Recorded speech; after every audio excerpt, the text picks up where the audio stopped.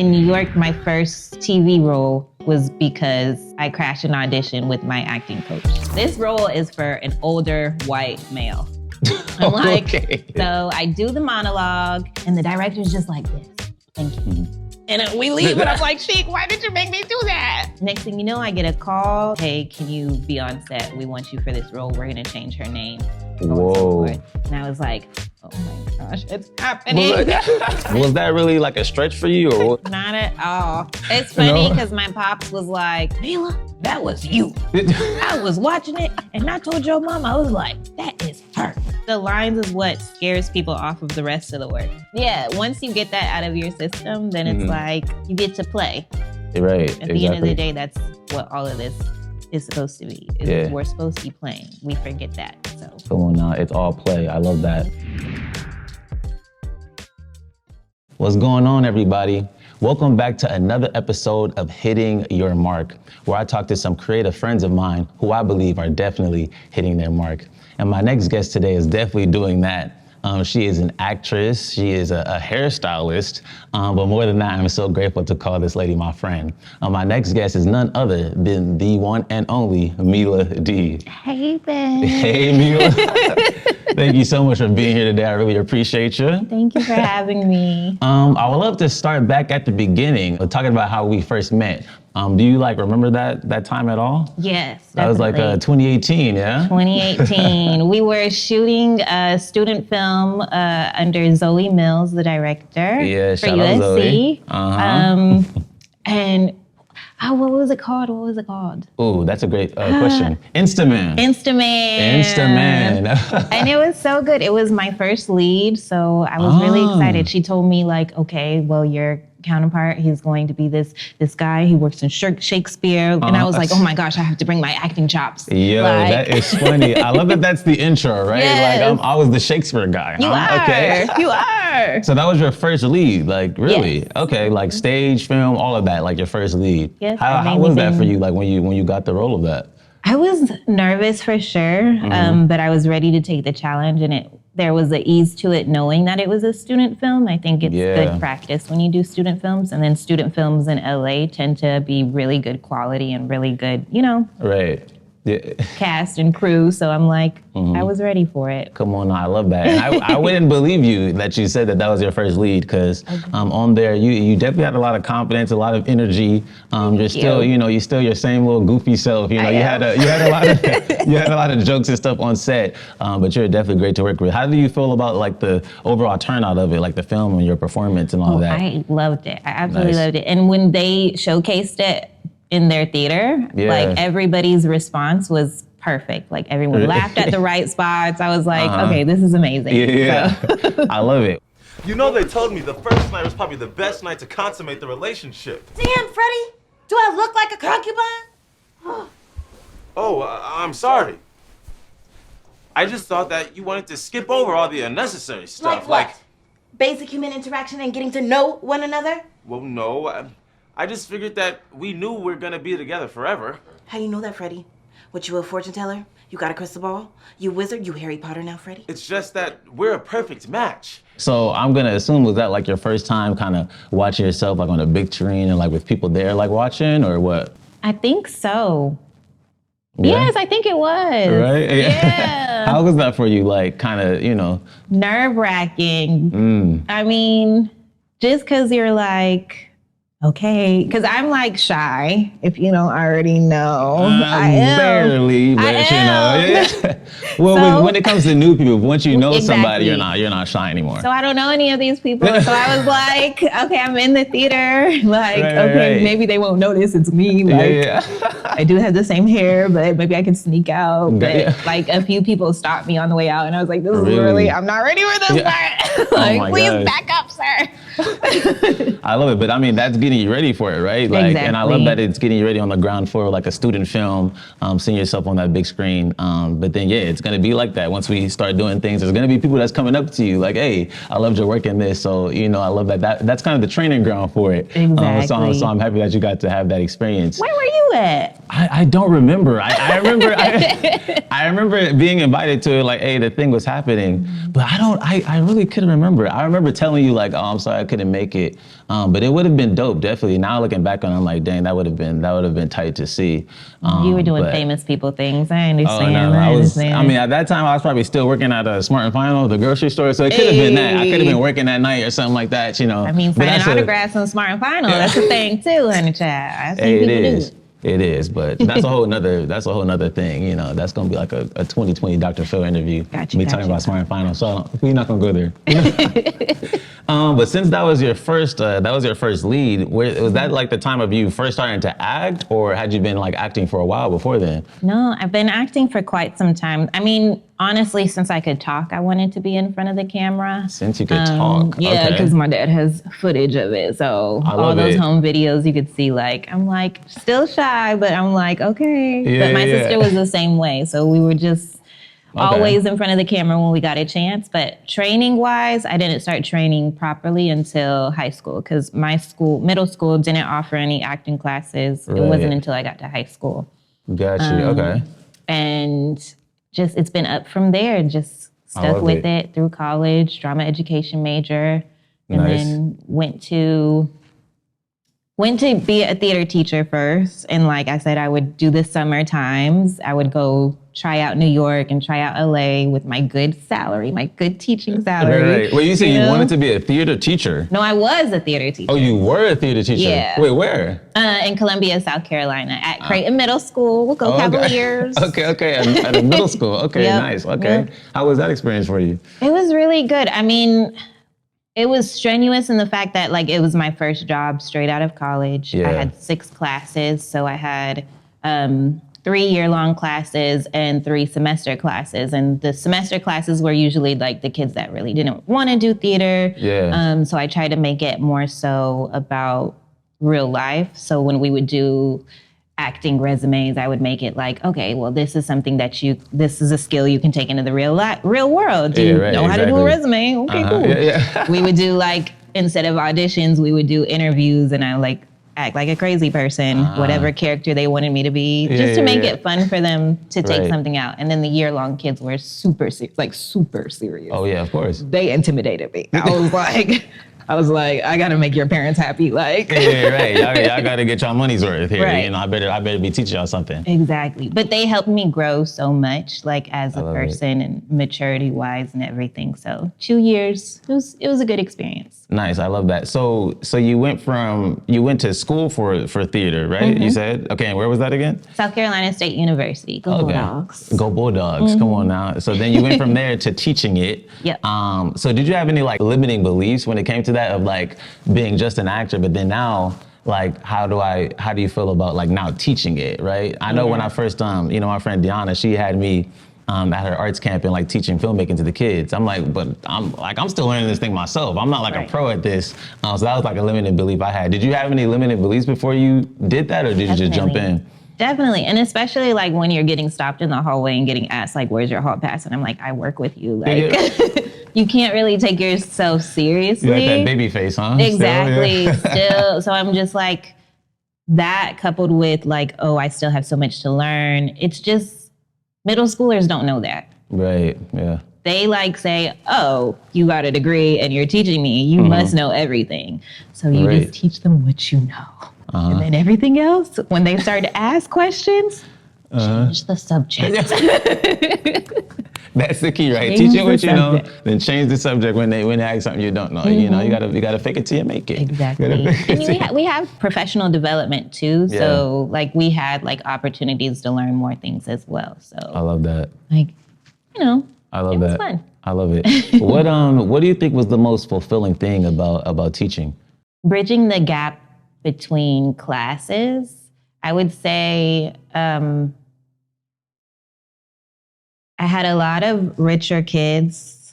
This might be taboo to say, but I'm gonna say it. I had a lot of richer kids, and I had a lot of kids that were struggling in the home. So it was good that theater kind of was that bringing everybody together, no matter where you came from, no matter how much money you got, no matter what clothes you're wearing. Come on. Literally, you can come into the classroom, and this is your safe space, no matter what. Like everybody's in my classroom, everybody's family. They knew, don't play with my classroom. Yeah.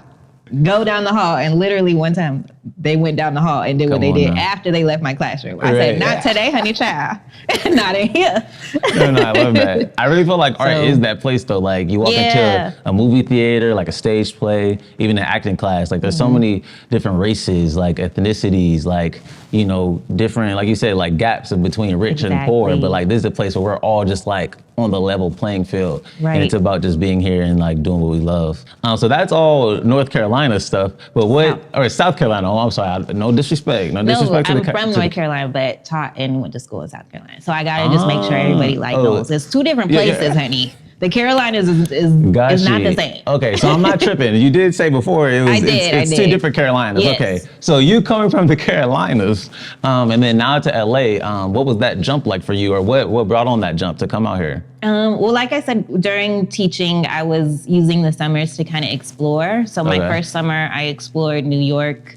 And then the second summer, I was going to explore LA. And then I realized, like, okay, well, I'm not totally happy teaching and I want to do it for myself. Yeah. So I decided to just move to New York. And I told myself a year in New York, a year in LA, and if all else fails and I'm uncomfortable, go to my comfort zone, which was Atlanta. And it was my comfort zone because my college friends were all moving there and are still there. Yeah. And I have like aunts, and my granddad, he ended up moving to Atlanta as well. So went to New York, did my year there. It was cold, never go in the winter. Like I moved in the winter and left the next winter. And that was an experience in and of itself. And then I said, okay, let me transition back to LA, went back home to North Carolina. This is a long story. Went back home to North Carolina to get my car back because you need a car in LA. You don't need it in New York. Exactly. And then I moved to LA, drove cross country. It took me like 2 or 3 months to get my car, a new car back. And because you said you drove cross country? You drove from your home to LA? Yep. All right. Okay. Continue. I had a plan. Hey, I love it. You know, I'm here with you. I'm following. Yeah. So it took me like 2.5 days for the drive. And then I made it here and stayed with my friend Vanessa. Okay. She's a good, amazing chef, so I kind of overstayed my welcome. Hey, you know, shout out Vanessa. My bad. I love her cooking. Had to stay longer. Come on. And then ended up finding a place in South Central. Then I ended up in the place that I'm at now in Mid-City, and then through all of that, just trying to send out my materials and audition, like send out things so I can audition and, you know. I didn't know that you wanted to do a year of acting in New York and then also try LA. But I would love to know for you that you've experienced both of that. What do you think is the biggest difference between pursuing the career in New York and then pursuing it here in Los Angeles? I think that LA is more strategic and New York is more open to trying new things. And that's my experience. Okay. I would say New York is more open to bringing someone new on and giving them a chance. Got you. You're gonna get a lot of like word of mouth, like, oh, trust me, you're gonna like this person, go for it. Yeah. LA, I think you have to go through, I'm trying to be politically correct, but I'm gonna say more hoops. And I think it's more, you have to go through the levels. So in you're saying LA, you have to go through more hoops. Is that what you're saying? Yeah, okay. I think in my opinion and in my experience, knowing that I haven't like made it.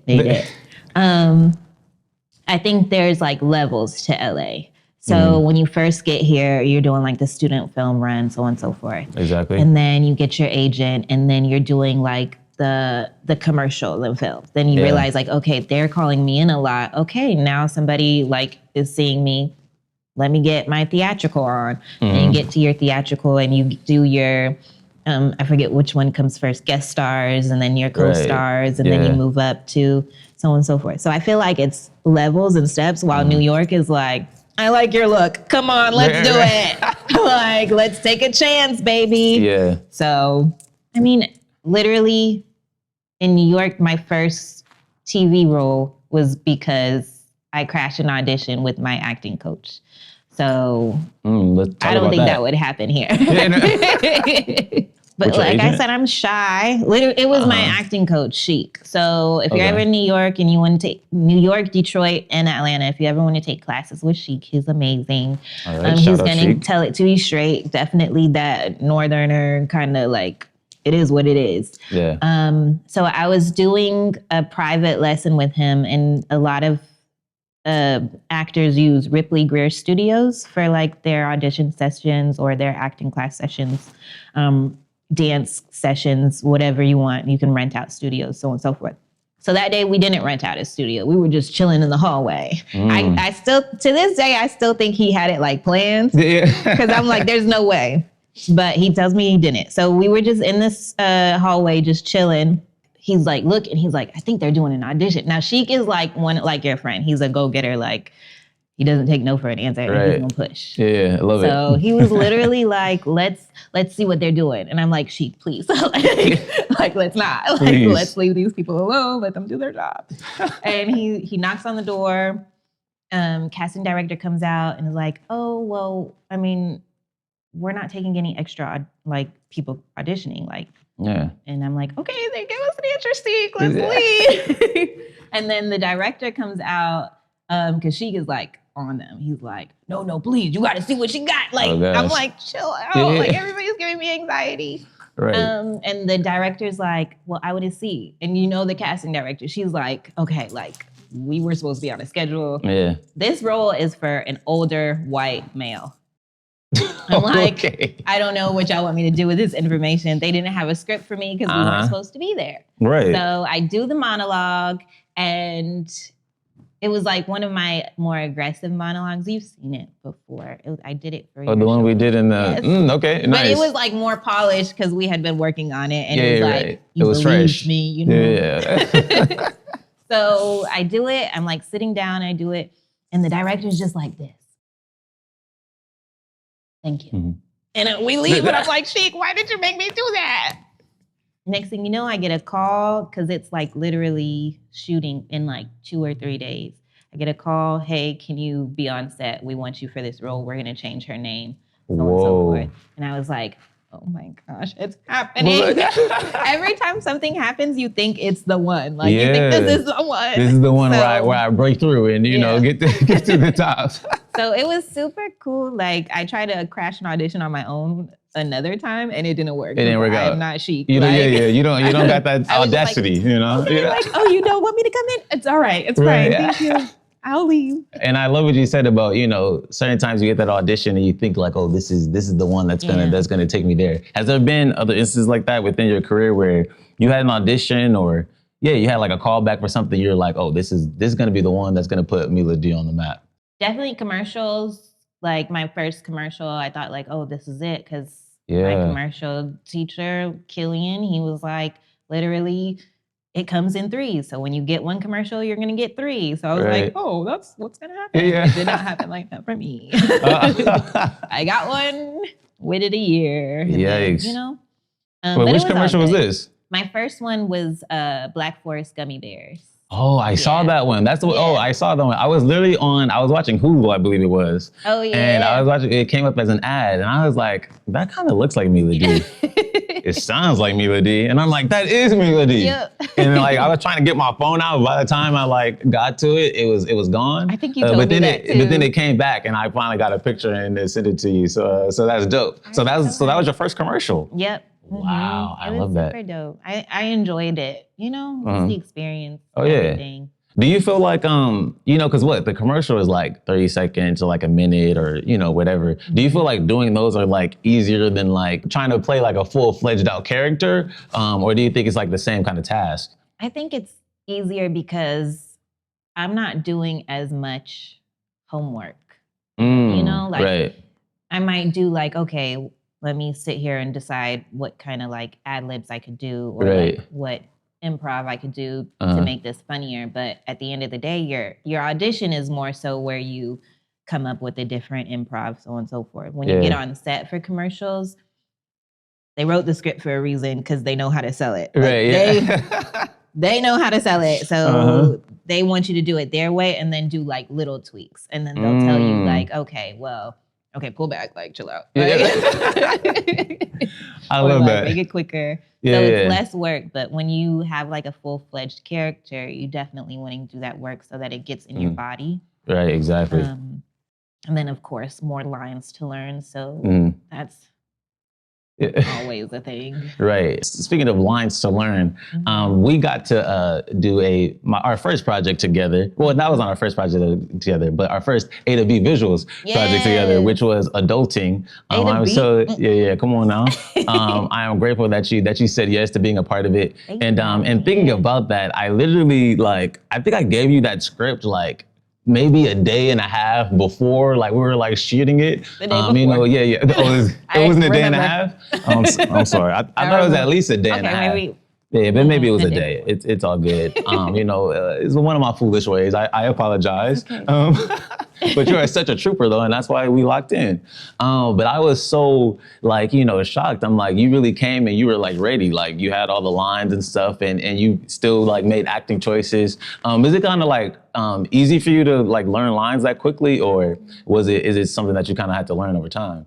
I think that's something I have to learn over time. I think I will say if I take the long-winded way of answering this, my first time ever learning lines in high school, I was an understudy and I didn't know who I was understudying. So I learned the whole play. Oh, so they just told you were going to be understudying for anyone. Yes. Oh. And I'm an anxious overthinker. Right. So you let me just learn everything. Every single line. I think after that, everything just seems a little bit, you just find different methods that work. Yeah. One of my methods is if I'm super busy, schedule-wise, I will record the lines and I'll leave spaces in between so that I can hear it while I'm driving. And then I can guess what my next line is. Gotcha. And that works really good for my commercial auditions. But those longer pieces, I do have to sit and then read it and then say, okay, that's what I'm supposed to say. I'm going to go back and then read it and then... So it's just little techniques, and then you learn different ones in school and everything as well. Right. So I have to know the lines down packed in order to fully portray the character. It's just something for me. If I feel I just barely know it, I'm gonna be lax in the way that I'm performing. But if I know I'm very solid on the lines, I can go kind of crazy and make all the choices that I want. Do you feel it's the same for you, or do you feel it's the same? I feel the lines is what scares people off of the rest of the work. Yeah. It's I have to get these lines. I have to get these lines. They got to be perfect. So in your head, okay, I'm focused on the lines and I'm not focused on building that person that I'm supposed to be. Exactly. So if I know the lines, then I can throw that out. That'll become second nature because I know it. Yeah. Once you get that out of your system, then it's you get to play. Right. At the end of the day, that's what all of this is supposed to be. We're supposed to be playing. We forget that. So come on now, it's all play. I love that. And the next thing that we got to do together is my film special, which was very special to me. Which you were a lead in that one too. You got so many leads, Milah. You famous, you know. Yeah, second lead. Nah, you got some more leads than that. You got some. that I can remember. You got some more leads than that. But I think when I'm writing and then especially when I'm casting, I kind of want to give people things that might be a little stretch for them or might be a little different. I know in that one specifically, Juve's character who played your boyfriend, me and Juve, we're used to being the character that everybody's gonna that everybody's gonna get with, but he was the one that wasn't. He was the kind of mean boyfriend that that wasn't too nice. So I know I wanted to put him in that. But with you, there wasn't nothing too crazy, but with you, at least the things that I've seen you do, or even the things we've done together, you've been more strong and more vocal, but within special, you were kind of the, the more quiet and you let your kind of boyfriend kind of run over you a little bit. Was that really a stretch for you, or what was your, Not at all. It's funny because my pops was that was one of the first things that he's actually seen. And he was Milah, that was you. I was watching it and I told your mom, I was that is her all the way. And I was oh my gosh. That is funny. Because I feel I have two sides. I have that aggressive Leo side. When you get to know me, I'm more so open and more vocal, too vocal. Yeah, I got you. First, when you first meet me, I'm more of the Cancer side where I'm more quiet, more in my head. Yeah. And when I'm dating, I'm more quiet and more in my head, actually. Oh, wow. Yeah. So that is more like you, like the film was Yeah. in the relationship. Wow, that is quite interesting. So it was like, I was like, this is traumatizing. This is art imitating life. It is. This is just reminding me all the work I need to do with my therapist. Yeah. But It's it was all so good. good. It was so good. Oh no, thank you. And you definitely killed that. I am so proud of like how everything turned out. It was definitely beautiful. You just don't pursue me like that anymore. You literally make me feel like I'm just ordinary. I guess I hate how you look at Brittany because I guess that's how you used to look at me. It's about the team, honey. Come on now, it's the team. about the team. Asher killed it behind the lens. You know, he did his thing as always. Can you look? I just looked. I looked at it. You know what? No. Okay, sorry.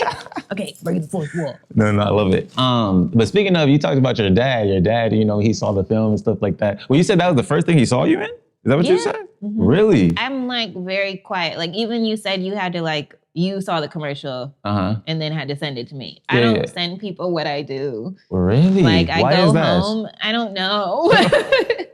I don't know. I think I get anxious when too many people are like showing me stuff like, oh my gosh, you wearing this? Blah, blah, blah. I'm like, okay, chill out. Like everybody leave me alone.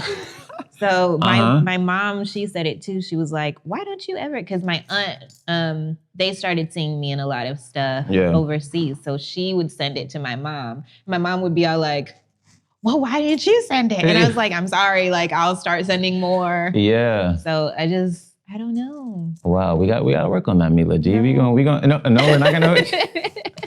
But how do the parents feel? I mean, I'm sure that the parents and the fam is very supportive of you and supporting your dreams. Yeah. They just know I'm crazy and gonna do what I want. They know there's no arguing as long as I have a roof over my head and come on now. Eat. I will say, just because the recession and everything, because we're in a recession. I don't know if y'all know this, but we in a recession. Oh, we in one? Yeah. All right. Sorry, rich people don't know that. But I'm looking for the rich person in the room. So I think one of them. I mean, I'm surrounded by rich people, so I don't know. So and I Brandon, think now Brandon they notice like they're like more concerned, like, okay, well, you sure you like they'll say little things like, you sure you don't want to go back to teaching? And I'm like, yeah. But they're still like, regardless, gonna be supportive of whatever decision I make. Yeah. Because they know I'm not gonna like.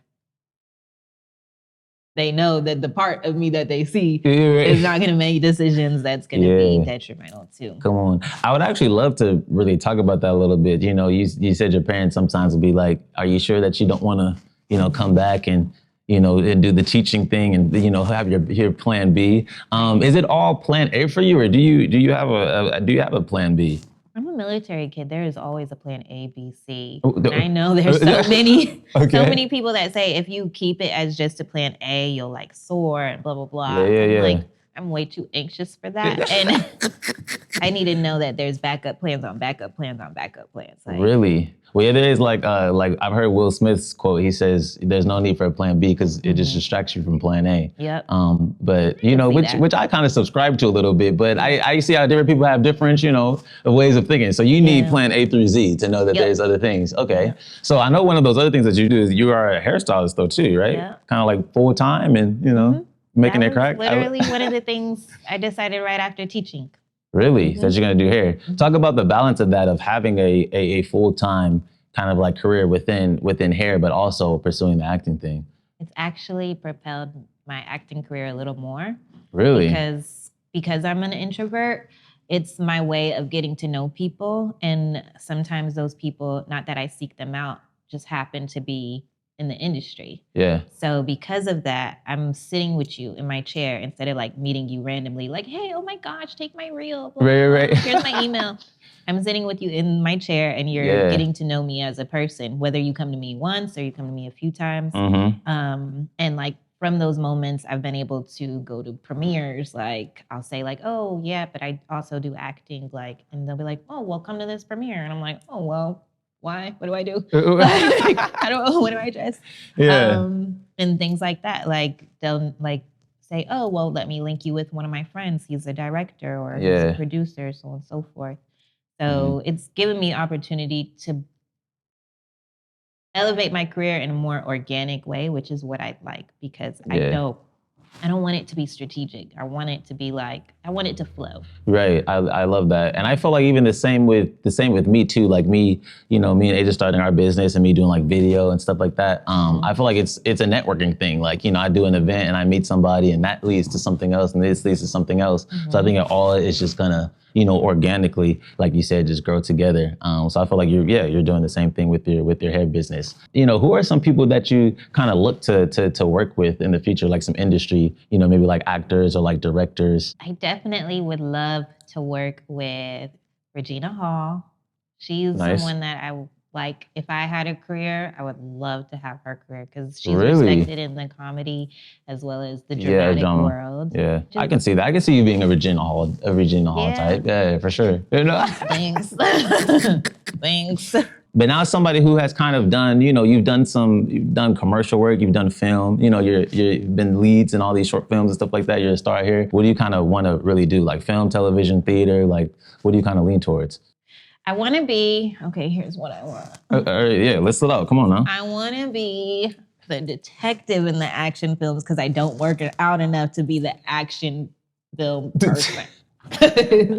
And that to be you want to be the detective, like that's like oh my gosh, Superman! Like I see it, I see it right now. See, like that I don't is have so to specific. do the backflips, but I can like he did a backflip and we have to get him. So I want to do that, but I know like I gear more towards comedy, so I'm open to whatever's supposed to come my way will come my way. It's gonna come. I love that that's so specific. It's funny. I asked Deanna like kind of like the same thing. I've asked her for like what sort of like dream role, and she was like a firefighter. Like I want to play a firefighter. Yes. I'm like, why a firefighter? That's just. But now for you to say a detective, like specifically like in an action film, just to be a detective, not the person doing the action stuff, but a detective. I love how specific that is. But now we know it's gonna happen. I feel like we just gotta make it. My dream role? Yeah. I don't know if I have a dream role necessarily, but I know I want to play somebody with just like a big rise and just like a big fall. I really you see that arc. You see that big arc in it. Like one performance that I really admired was Damson Idris's in Snowfall. Just like the whole trajectory of it, how he just like went on that rise to being like the biggest kingpin, in LA. To like, if you watch the end, he's like he's like a bum on the street, you know what I'm saying? And just like that whole kind of like journey, just like following that character, I feel like something like that is like a, that would be chef's kiss for me. Yeah. I can see you doing that though. That was a good one though. Snowfall was a good one. Oh, it's definitely a good show. What are some shows or like movies that you kind of see and you're like, oh, I wanna do stuff maybe like that, or like that's a dream kind of like television series to be a part of? I did like Transform. I'm gonna think of old stuff because I haven't been watching TV as much lately. I think Transformers, Killing Eve was really funny. The Bob Marley movie because I was like, oh, I'm trying to get close to my roots, honey child. I wanted to be in that movie so bad. I love it. I wanted to be in it so bad. Like I just wanted to be like somebody in the background. Like, movies that travel the world. Like, I love movies like that. So. Come on now, it'll happen. I love it. Well, Milah Dee, thank you so much for being on here. I kind of want to wrap it up with, the title of this thing is Hitting Your Mark. And, of course, we have the marks on the ground, like, as theater actors and film actors, we know that you got to hit to be in the right light and stuff like that. And it's the same way in life. We have goals and like dreams and stuff that we want to hit. So I would love to know for you, specifically Milah Dee, what does hitting your mark look like? I think hitting my mark would be leaving a positive imprint and bringing someone up higher than where I can go. Wherever that is. That was a great one-liner right there. You got to put that in your bio. Oh. That was a good one-liner. I don't even remember what I said. Well, we'll roll back the tape for you so you can remember. Well, that was definitely beautiful, and I know that you're going to do that. Well, before we wrap up, tell the people how they can connect with you and see what you have going on. Do I look at the camera? You can do. You can, or if you're more comfortable just looking at me. Just look at me. That's all good. Just look at me. You all can reach me at Milah Dee, Milah. Okay, let me talk normally. Okay. You can reach me at Milah Dee, MILAHDEE on majority of the platforms. Majority of them. There we go. I'll make sure to link them in the description so we can click them and you can follow Milah Dee. Yes, that works perfectly. Come on now. Thank you so much, Milah, for being on with me. This was a great conversation. I'm inspired, and I know somebody else is inspired too. And if you were, be sure to like this video and subscribe to the channel so you can see other content, other episodes that we have going on. All right, we'll see you on the next one.